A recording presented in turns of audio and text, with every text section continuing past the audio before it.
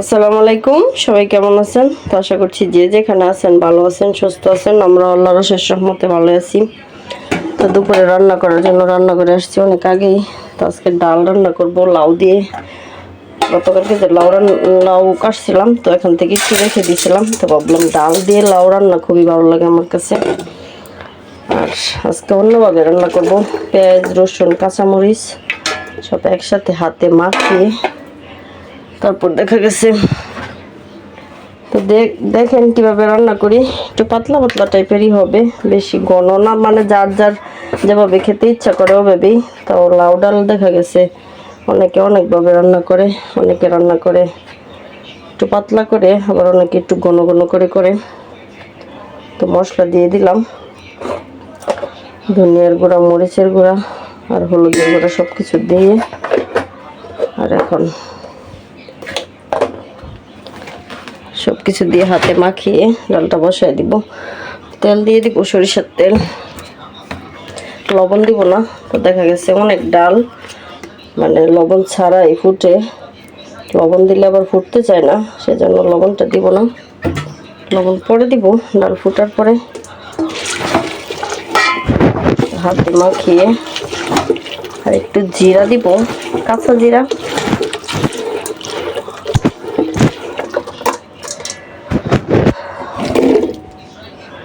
লাউ দিয়ে এভাবে ডাল রান্না কে কে খাইছেন? ধনিয়া পাতা নাই, সানির আব্বুরে বলছিলাম ধনিয়া পাতা আনার জন্য, গত কিছুদিন ধরে ও খোঁজাখুঁজি করতেছে, তবু পাই নাই। আর এখানে সানির আব্বুরও বলছিলাম আমরা কিনে দেওয়ার জন্য। আর জাম্বুরাটা জানি কেমন, তো কাটার পরে বুঝতে পারবো। এটা এখন কেটে দেখব। আর আমরাগুলো বেশ পুক্তা, বাড়ি মানে বাড়তি মনে হচ্ছে। বছরের প্রথম আমরা জাম্বুরা নিয়ে আসছি, তো এর আগে অনেক আগেই বের হয়েছে এগুলা ফল। তো আমরা তো সারা বছরই পাওয়া যায় জাম্বুরা। তো আজকে বললাম, আজকে যেহেতু বুধবার দিন, তো বলছি এগুলো নিয়ে আসবা। তো এগুলো দেখা গেছে ভর্তা করে খেতেও ভালো লাগে, আর এইভাবেও। জাম্বুরাটা কেটে দেখি কেমন। তো ছোটো মাছ চচ্চড়ির জন্য আলু কেটে নিছি, আর মাছগুলো ধুয়ে পরিষ্কার করে নিছি। এই যে বেশি করে পেঁয়াজ কুচি করে নিছি। ডাল তেলান দিব। আর টমেটো ছিল ফ্রিজে, নষ্ট হয়ে যেতেছে, তো ভাবলাম ভর্তা করে ফেলি। এগুলো দিয়ে এখন আমি মরিচ, কাঁচা মরিচ আর টমেটোগুলো সিদ্ধ করে নিছি। আর এখন পেঁয়াজ দিয়ে দিব। আর বাইরে এত রোদ, এত গরম, কি বলবো, গরম যেন শেষই হচ্ছে না। বৃষ্টি পরে পরে এত গরম লাগে। বেশি করে পেঁয়াজ কুচি দিয়ে দিই। টমেটোর এইভাবে ভর্তা করলে ভীষণ ভালো লাগে, আর কাঁচামরিচ দিয়ে করলে তো ভালোই লাগে। সরিষার তেল দিয়ে দিব। ধনিয়া পাতা নাই বাসায়, আর বাজারে সানির আব্বু 2-3 দিন ধরে খুঁজতেছে, পায় না, পাইলে নিয়ে আসতো। ভর্তাটা বানিয়ে তারপর আমি ছোটো মাছ চচ্চড়িটা বসায় দিব। আর ডালটাও প্রায় হয়ে গেছে, বাগার দিয়ে দিব। তো ডাল বাগারের জন্য পেঁয়াজ, রসুন, তারপর জিরার ফোড়ন, আর একটু কি যেন বললো এটা, মেথি দিলে সুন্দর একটা ফ্লেভার হয়। আর এখন এই যে এখানে সব কিছু দিয়ে ভালোভাবে ছোটো মাছ চচ্চড়ির জন্য আলু কুচির সাথে সব মশলা টশলা দিয়ে ভালোভাবে নিয়ে নিলাম। এখন হাতে মাখিয়ে ছোটো মাছ চচ্চড়িটাও বসায় দিব। আর ডালের মধ্যে বাগারটাও দিয়ে দিই।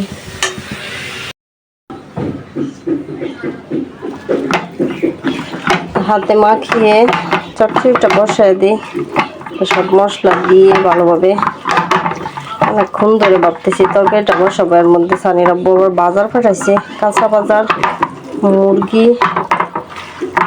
হাতে মাখিয়ে চচ্চড়িটা বসায় দিই। আর এখানে ডালও বোনা হয়ে গেছে। ডাল বোনা না, মানে পাতলা বলতে পারেন, বোনাও বলতে পারেন। একটু মাখা মাখা টাইপেরই রাখছি, বেশি পাতলা রাখি নাই। তো লাউ দিয়ে ডাল এরকমই ভালো লাগে, বেশি পাতলা করলেও ভালো লাগে না, আর বেশি ঘন করলেও ভালো লাগে না। হাতে মাখিয়ে চচ্চড়িটা বসাই।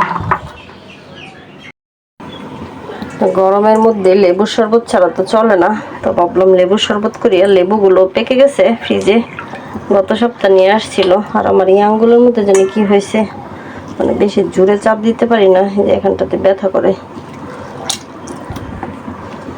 শরবত বানিয়ে একটু ফ্রিজে রাখলে বেশি করে দেখা গেছে সানির আব্বু এসে খেতে পারবে। একটু মিষ্টি কম দিতে হবে, তো ডায়াবেটিস, হালকা মিষ্টি দিয়ে বানিয়ে রাখবো।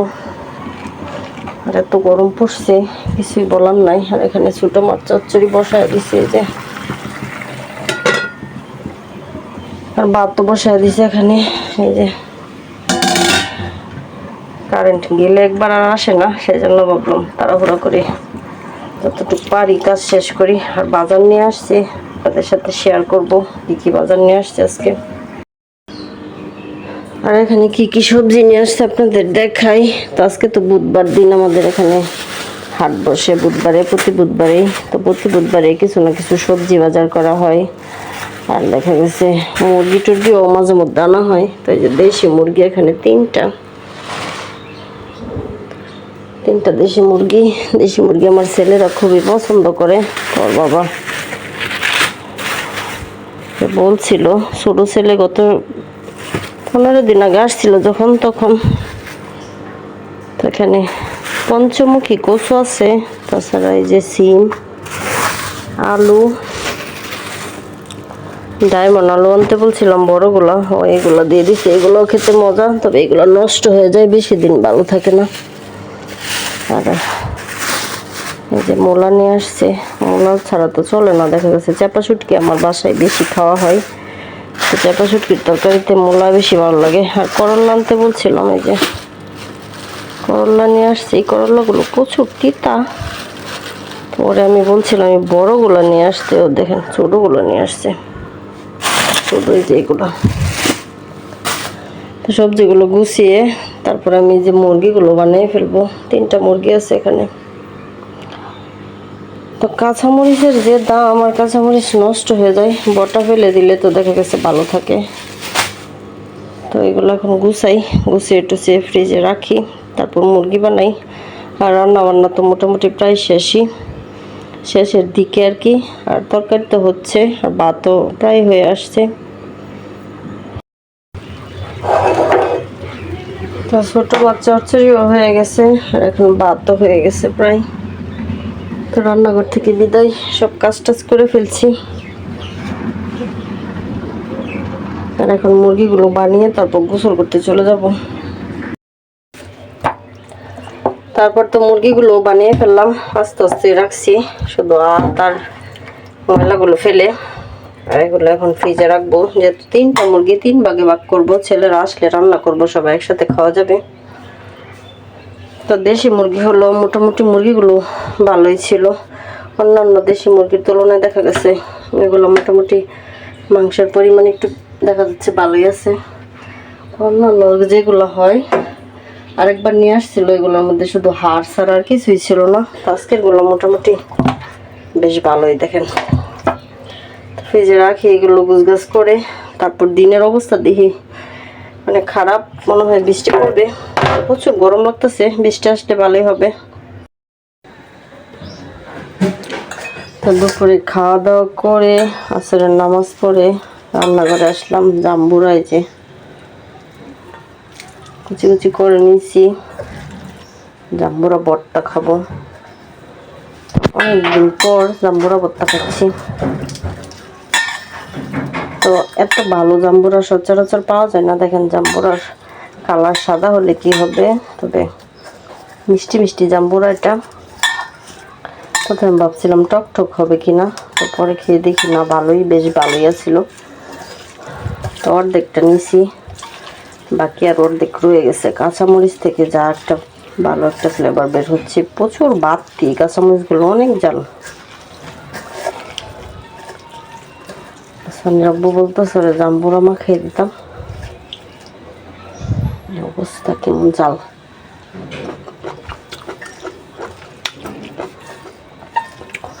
অনেকে কাসুন্দি দিয়ে খায়, তবে আমার কাছে কাসুন্দি দিয়ে ভালো লাগে না। শুধু লবণ মরিচ দিয়ে খেতে ভালো লাগে, সেই মজা হয়েছে। সানির আব্বু ঘুমাইতেছে, ওরা ডাক দিই।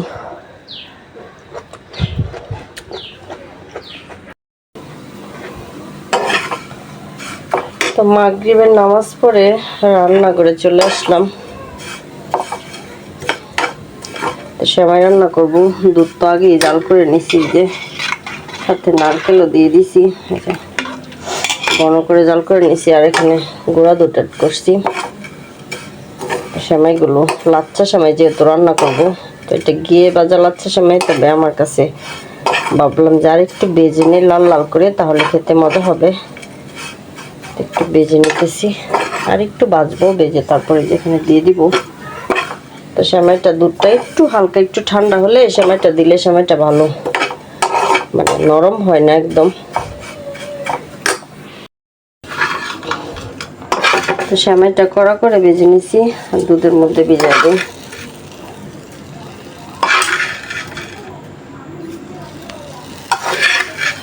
সবটুক লাগবো কিনা জানি না, বেশি দিলে দেখা গেছে আবার শক্ত শক্ত হয়ে যায়। এত শক্ত আবার খেতে আমার কাছে ভালো লাগে না। তো এটা ভিজানো হোক। নারকেল আর চিনি দিয়ে দুধটা ভালো করে জাল করে নিয়েছি, গাঢ় করে গরুর দুধ। আর এখানে পাউডার দুধও অ্যাড করছি, ডাল ও ফুল ক্রিম যে দুধটা, ওইটা। আর সানি জামির জন্য নারকেল খাওয়া যায় না সময়ের মধ্যে, ওরা বাসায় থাকতে নারকেল দিলে খায় না। তো আমি আর সানির আব্বু আবার নারকেল পছন্দ করি।